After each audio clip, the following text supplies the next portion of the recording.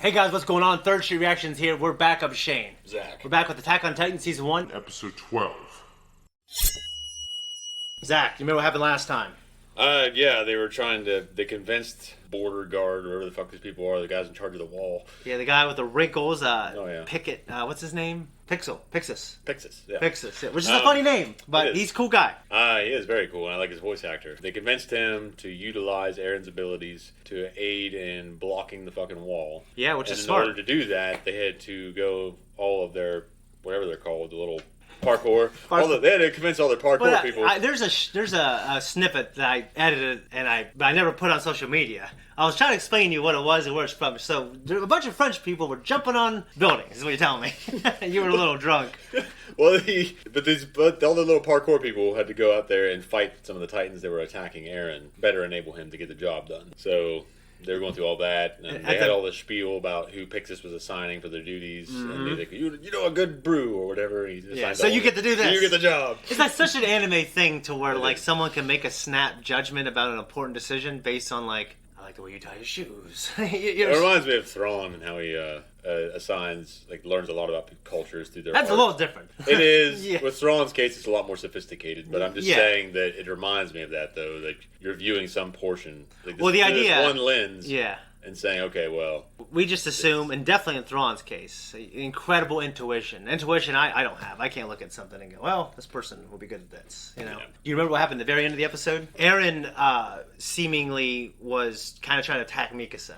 Oh, she was trying to... He told her to back off, and she was still hanging around trying to protect him. And we think, at least I thought, that all of that kind of latent animosity towards the idea of being mothered kind of came out in excess through the Titan form. And that's how I perceived it. I perceived it as in, well, it's just he's not able to really rein it in as much. It just comes out that much more. So he's like, get the fuck away from me! Except they might kill her.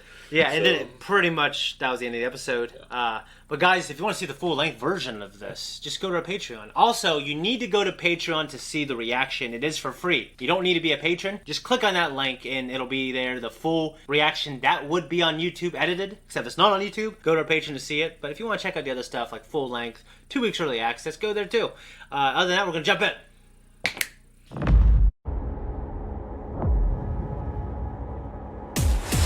That was the reaction. His reaction. I have seen it. What'd you think, man? That was really good. Stumped there for a while. He just sat there most of it. I thought we got at the end with him kind of mentally aware. Snapping out of it. Obviously, Armin's using his head to try to, first to cut him out, and then I think realizing that he can just activate him, by injuring him a little bit.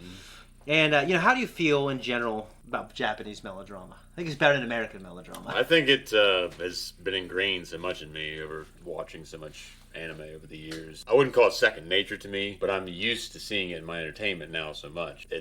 To me, it doesn't bother me at all. It doesn't bother me. I love it more than American melodrama. Obviously, everyone, including Pixis is just relying on seeing the actual proper signal before ordering the retreat. But, he's still, I think, playing on a lot of gut feelings. Yeah. He's giving the plan a chance to work before he calls it off because everyone's scared. Yeah, exactly. So. And I think the guy who was in charge on site, I think he obviously had the right move. Protect Aaron. We're not going to leave him. We're not giving up yet. This guy is our only hope. I guess we'll just see if Aaron can wake up. He also saw the operation falling apart at Mikasa rebelled. Yeah. And make it even worse. Yeah, because she might as well keep it together for some reason. The way she glared at him, So it's obviously distincting Mikasa as like a really talented soldier. So we've seen her cut through a lot of Titans already. And she's obviously young. I think they're supposed to be like 16 years or 17. A lot of innate ability. She does, yeah. There's a cool story behind that. And I guess to me, I just know it's coming. I just want to get you there. It's probably how you felt for Samurai Jack. I remember loving the first season, just like probably Samurai Jack. It gets better. Yeah. You know what I mean? Yeah. But I don't got anything else. Is your reaction, your episode, you have anything to add? Any questions going forward? No, I mean, this one didn't really open any questions. It didn't really. Like relying on previous material and, you know, them trying to wake his ass up. So. Do you think he'll wake up? Well, yeah. You think he'll wake up and save the day? Probably something along those lines. Well, Zach, your intuition is spot on. If you want to see Zach is right, tune in for the next episode. You can also find that on our Patreon as long as we're caught up. Other than that, we're out of here. Guys, thank you so much for watching our reaction. If you like us, you want to support us, you can and you should by going to our Patreon. You can also just comment on the bottom. It's a good way to support us. And you can just like, subscribe, and hit that notification so you're alerted to all the greatness. Goodbye, Street Fighters. That's it.